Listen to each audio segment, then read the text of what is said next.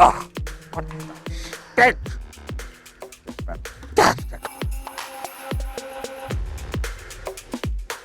And it was so boring. Is that what I think it is? Mm-hmm. It's beautiful. I hate them.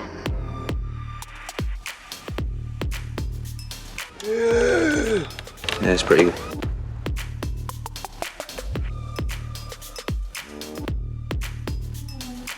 That was so awful.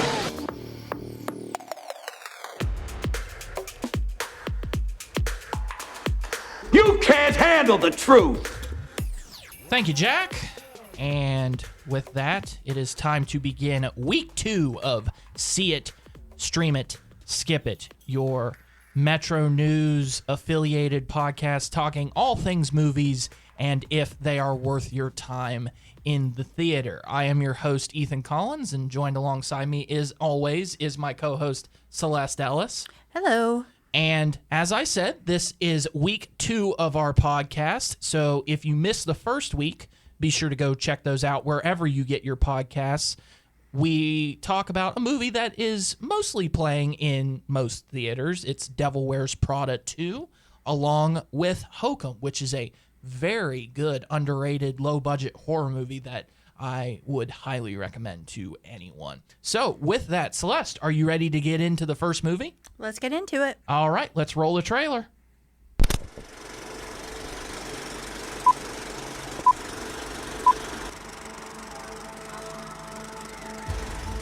You want to know what makes a hero? It's not destiny. It's not something you're born with. It's searching for greatness. Johnny Cage, you have been chosen for Mortal Kombat. Then realizing you've had it in you this entire time. Finish him! It's showtime. Get over here!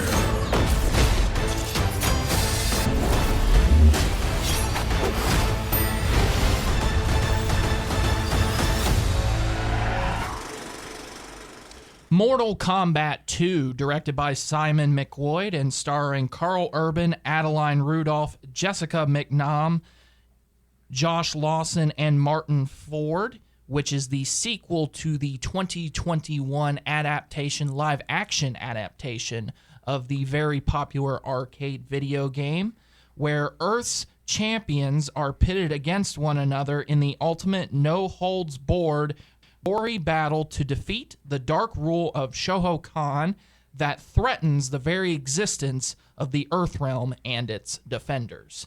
And if I threw a lot of words at you that you don't understand, this movie may not be for you. What say you, Celeste? I say that this is a very niche film for people who are big fans of Mortal Kombat lore, who are huge fans of the game, but maybe not for a casual viewer. Yeah, it should be mentioned that the only extent that I have to playing these games, I play a lot of video games myself, but there's a DC video game that's designed by the same people who make Mortal Kombat, so I know like a tad bit about the characters, but not nearly as much as I guess I should if I was going to see this movie. You said you have virtually no experience with the Mortal Kombat characters. I remember the arcade games that were just around out in the world in the 90s, and I remember those being a lot less focused on so much backstory and lore and more just two people fighting each other. Well, I mean, that's kind of how it is with arcades. Arcade games, with the video game adaptations, they were able to spread out a little bit of a story. But I guess let's stop talking about the video game and technically get into this movie. We both watched the first one in preparation for this movie, the second one. I had not seen it since I probably first saw it, which was, I feel like, on a streaming service, because they were simultaneously doing streaming service and out in the theater because this was in 2021 during the COVID era, and virtually nobody was going to the theater. So that's my experience with it. You have a different one. I saw this movie or the original, the Mortal Kombat 1. I saw it at a drive-in, and I actually really liked it when I saw it at the drive-in. In hindsight, I'm thinking maybe part of that was that I just really missed the movie-going experience, because on a rewatch, I didn't really have the same feeling that I had when I watched it in 2021. It has that kind of repetitiveness and really latches on to the first one, which, by the way, if you haven't seen the first one and you go to see this movie, you might be really lost, because I think completely confused. If you haven't seen the first one, this one is going to make little to no sense, I think. This one doesn't do a very good job of getting into the deep lore, which, may be a good thing. They don't spend a lot of time on that, but it also makes it more confusing if you're not already familiar. This is the ultimate movie of they knew their target audience and they just absolutely swung for it. Right. I think this has a lot of fan service. So if you're a big fan of the video games, if you loved the first film, I think you'll like this one. It just misses the mark for me as a more casual viewer. Not to mention the fact that I was wondering, this is 5 years after the first installment, so it took a long time to get a sequel for it, and it really heavily hinted at a sequel. I hate to kind of get into spoilers here, but this one also hints at a sequel pretty heavily. But if you're going to wait 5 years, we're going to be waiting a pretty long time, and I would imagine that it was due to not a lot of financial success. This one, it's made $103 million in the box office, and it needs probably about $50 to $100 million more to even break even, and I don't think they're going to do that. Right. I don't think that this movie is going to suddenly get a boost. I'm imagining that most people who see it aren't recommending it to everyone to go see it. So I don't see this one doing well financially. It may really hit the mark for hardened fans. I just don't think this is for everyone. And it should be mentioned as we're getting to the last 2.5 minutes here, it may look from the trailer that this might be something that you want to take your kids to. I would highly recommend that you don't. This is a very hard R movie, not only because of the graphic violence. It has a lot of graphic violence, but it also has a lot of really hard R language. So this is definitely not family friendly. Yeah. So with that being said, it's time to get into the title. Celeste, I'll let you go first. See this, stream this, or skip this? This is a skip it for me. I'm not a huge fan of this movie. I wasn't that entertained. It wasn't even as much martial arts as I was hoping for. When I want to watch a martial arts film, I actually like non-CGI, hand-to-hand combat. This doesn't hit the mark for me on that either. So for me, this is a skip it. Just skip it entirely. I'm going to at least go stream it because I watched the first one first on streaming. And like I say, I kind of enjoyed it. And I'm hoping that maybe that's just one of those things where it's the same thing. I didn't really enjoy my experience at the theater with this movie. So maybe if I just saw it at home but at the same time, if you watch this at home and you don't like it, you can just turn it off. I mean, I feel like the only time I'm ever going to say really hardcore skip it is if I feel like walking out of the theater. And I definitely didn't feel like walking out of the theater for this movie. I didn't feel like walking out of the theater on this one. I just wouldn't ever see it again, even streaming. Would you see the third installment if it comes out? No. So you're going to... Hence the term skip this entirely. Yeah, this is just not for me. If you're a huge fan of the games, if you loved the first movie, I think you'll probably like this one too.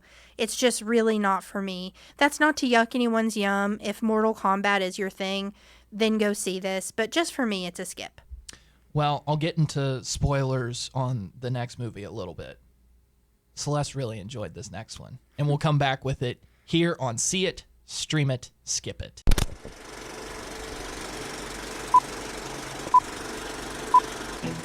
there's one secret to happiness in my life, it's taking care of the kindest creatures on earth. Sheep. I read out loud to them. Mysteries, whodunits. I know who the killer was. I like to pretend that they follow along, but they're only sheep. Ah! Why would he stop there? He was just about to say who the killer was. Wake up! Everybody wake up! We found George on the grass, and he's not moving. What? Lily, tell us what to do! Our shepherd was murdered. And we shall solve the crime. The Sheep Detectives, directed by Kyle Balda and starring Hugh Jackman, Julia Louis-Dreyfus, Emma Thompson, Nicholas Braun, and Molly Gordon, along with Bryan Cranston, is a story of when a mysterious incident disrupts life on the family farm, the sheep realize that they must become the detectives as they follow the clues and investigate human suspects, as they prove that even sheep can be brilliant crime solvers. Okay, so based on that synopsis, it's going to sound like this is a terrible movie. Wrong. This is fantastic. This is the ultimate kids movie. The ultimate family movie. Family movie. I want to say that very specifically. This is not just for kids. This is a return to like 90s family movies where genuinely everyone can be entertained. I think this is not just for kids. I think this is a whole family fun experience. I'll spoil it right now. This is a see it twice for me. We haven't seen it twice. Just letting you know. I probably will see it twice. I'm surprised she didn't go and see it this weekend, actually.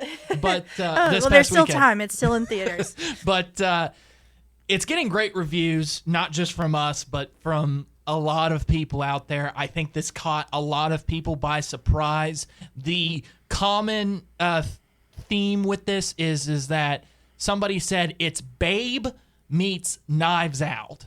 And I think that's a great description of this. Yes, that's a perfect descriptor. Off mic, Ethan said to me, this movie got a 3.8 out of 5 stars. And I said, that's wolf propaganda, because this should be a 5 out of 5. It's fantastic. Is it one of your top movies so far this year? I think so. Definitely in this category, this is the best family movie that I've seen this year. Oh, this is the best family movie that I've seen since Shrek 2, maybe. That is really high praise coming from me. For me to compare something to Shrek 2, which for me is the gold standard of family movies, I think this is right up there with it. Not only that, I mean, we all have young ones in our lives, and it's kind of gone away to kind of go to the theater, and the theaters, I guess movies now, as you said, have separated us to where either the kids enjoy it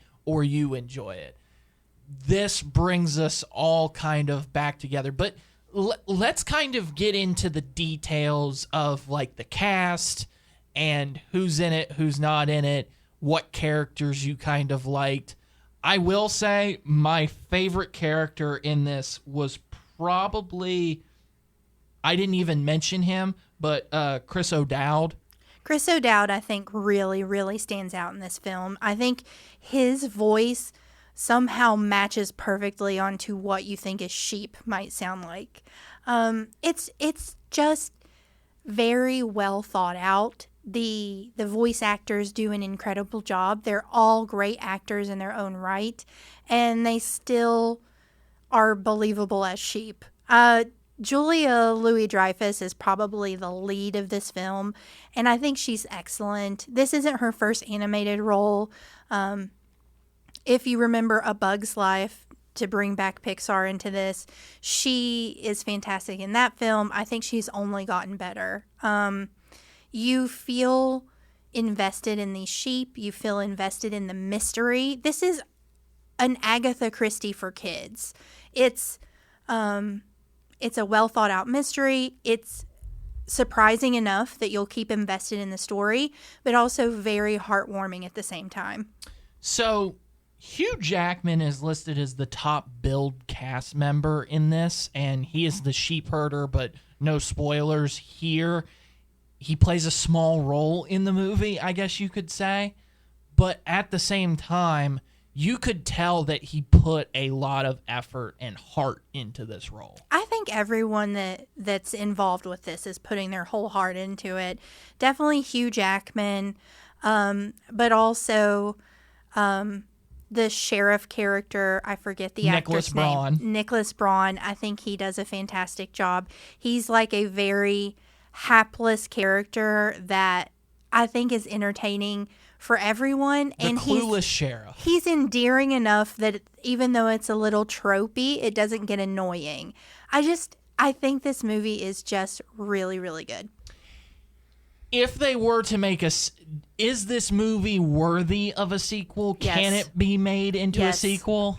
Yes, I'll go see 5 of these. If they want to, I'll see Sheep Detective 5 in theaters. I don't want to go too overboard, but in all seriousness, I hope that they do make a sequel. This is based on a book series, and I'm not sure, actually I shouldn't say series, I'm not sure if it is a series, it's based on a book, and I hope there are more in the series. And by the way, I listed some of the cast members, but I left out some pretty famous people that play minor roles in this. I don't think this is... Regina Hall is in this movie. Yeah, and she's amazing. Patrick Stewart is amazing in this movie. That's part of the fun. You're going to have fun, like, trying to think, wait, is that Sheep Regina Hall? That's part of the fun of the movie, but... Brett Goldstein has probably less than 20 lines in this movie, and he delivers it perfectly. It's perfect. Everyone is extremely well cast. Their voices really put so much personality into the sheep, and this I think has not the same issues. I know a lot of people had problems with the live action Lion King, that the animal faces didn't look expressive enough. Maybe it is just because they're sheep, but you really can feel their heart through their little animated, live action faces. The CG is really, really fantastic, I think. There's never a moment where it takes you out of the story because it looks artificial. Everything looks really good. The cinematography is really colorful and light. It's just, I think, a really heartwarming movie. And I really needed a heartwarming movie. I feel like we haven't seen very many heartwarming tales in theaters this year. This one was really good to see. I'll ask you to pick something that you possibly didn't like about this movie because you're giving it sings and praises, but if somebody didn't like this movie, what would you think about them? Come fight me. No, I'm just kidding, but I'm sure that there are people who are not going to like this as much as I did. I'm sure it's not for everyone. It just hit me at the right moment where I was really hoping for something a little lighthearted, and this delivered. So if I had to find a flaw in the movie, it may be a little too long for a kid's movie, or I should say family movie. It's a little on the longer side, but I don't think that there are any things that I would automatically cut from the film. So I just think this one makes sense. I think probably my only complaint about this is that it's kind of a kid's movie that talks about murder. And, there's a lot of, sad things. But at the same time, there's a lot of, good explaining that it does in the movie. I mean, anything that I could nitpick about this. But you've already said see it twice, see it 5 times, who cares? Yes, I'm going to say see it as well. And when it comes out on streaming, guys, if you can't make it to the theater, huddle your family around. If it's a rainy day, this is perfect. Watch this movie. Yes, it's a see it for me, but when it's streaming, I hope that I can watch this multiple more times with the kids in my life. All right. So that's going to do it for Sheep Detectives. We will come back and wrap things up here on See It, Stream It, Skip It.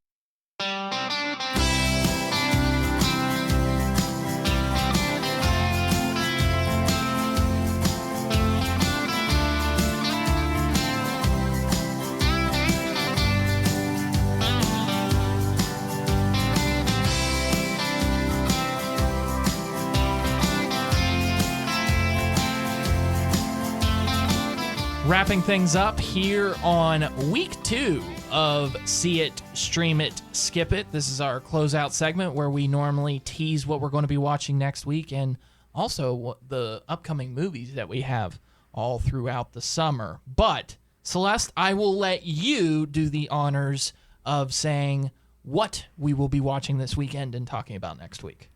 Well, let me just say, maybe it is the way. This is the way. This is the way. We're going to be talking about Mandalorian and Grogu. Yeah, one of the fun Star Wars summer blockbusters. Gosh, I can't even. It's crazy to think about what. When was the last time we had a Star Wars blockbuster in theaters? I don't want to remind you of this, but I think it was Rise of Skywalker. Was that the last one? Is it really? That's the last one? I can't remember if Han Solo was after. I think it's after. I think that was the last one that was in theaters. Rough way to end it. I really hope that this one is better. I'm really looking forward to it. I really like the Mandalorian series, so I'm hoping that this is just a return to what we're used to seeing with that show. I'm also just kind of hoping, though, with a television show condensed into a movie, normally that does not have a good track record of condensing a television story into a movie. So I really hope that they're able to condense it into a 2.5 hour, 2 hour period. Disagree. The Simpsons movie is great. And it's a 20-year show. Encapsulated in a 2-hour movie. Yeah, but I think that's like an outside of the norm. I feel like it doesn't work more than it does work. Fair enough. I mean, Twilight Zone has tried multiple times. Doesn't work. I think Miami Vice tried it. It didn't really work either. I think they're trying it again with Miami Vice. I think this one's going to have Michael B. Jordan in it, though, so it might be good. Who knows? And your favorite guy, Elvis. Austin Butler. Yeah. He says my favorite guy sarcastically. Yeah. We'll also be talking about Obsession next week, which is a horror movie. I know that we just covered a horror movie with Hokum, but actually there's just a lot of horror movies on the docket right now. Yeah.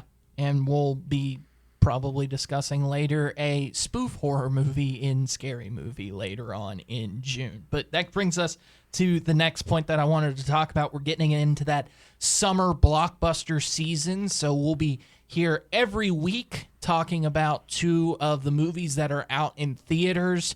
I know personally myself, I'm really looking forward to Christopher Nolan's The Odyssey, not just because it's Christopher Nolan, but I'm a big, huge fan of the Odyssey epic. And we'll be doing a bonus episode of our favorite Christopher Nolan movies. I know we'll probably contrast a lot because when it comes to Christopher Nolan, you and I have totally different separate ideas. And then being the nerd that I am, of course, I'm excited for the new Spider-Man movie. But I know you're excited because one of your favorite directors is returning in one of his best genres. Yes, I love a Steven Spielberg sci-fi movie. So I'm excited to see what Disclosure Day brings and to talk about all my favorite Steven Spielberg movies on our bonus episodes. Yeah, that'll be fun. So be sure to tune into those wherever you get your podcasts. And of course, once again, Devil Wears Prada 2 and Hokum are still in theaters right now. So if you want a review of that, you can refer to our first episode on wherever you get your podcast, episode 1. And this has been really fun. I really enjoyed Sheep Detectives. Mortal Kombat, maybe not so much. See Sheep Detectives. Yeah. See Sheep Detectives twice. Maybe don't see, maybe don't see Mortal Kombat 2 once. See Sheep Detectives twice. Yes. All right. That's going to do it for episode 2 of See It, Stream It, Skip It. That's it, man. Game over, man.